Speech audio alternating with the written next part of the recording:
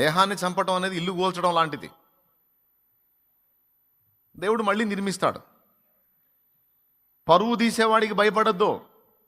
అది కూడా ఒక విధంగా ఒక ఇల్లు కూల్చడం లాంటిదే.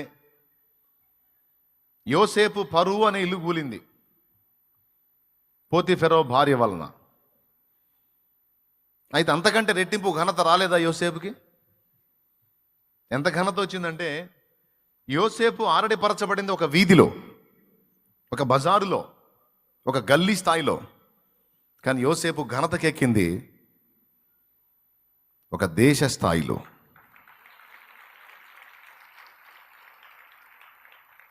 అవునా? యోసేపు ఘనతకెక్కింది ఏ స్థాయిలో? అవమానం పొందింది గల్లీ స్థాయిలో.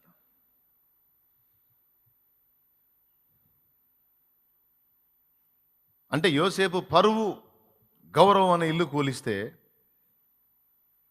పోతీఫెరో భార్య ఏమల్లా మౌనంగా తలంచుకున్నాడు, తను అప్పగించుకున్నాడు. తర్వాత దేవుడు జోక్యం చేసుకుని యోసేపు కోల్పోయిన పరువు అనే చిన్న గుడిసె కూలిపోయింది. తర్వాత ఇక ఎవడు కూల్చలేనంత పెద్ద భవంతిని దేవుడు కట్టించినట్టు చేశాడు ఆయనకి. బ్రదర్, కొంతమంది పరువుని గురించి భయపడే వాళ్ళు ఉన్నారు.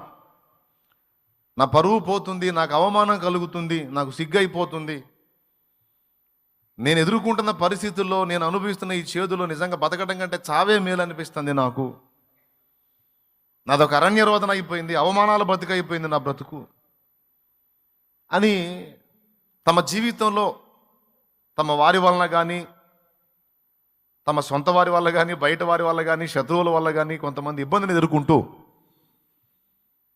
పరువుని కోల్పోయిన నేపథ్యంలో గాయపడే వాళ్ళకి చెప్తున్నాను ఈ మాట.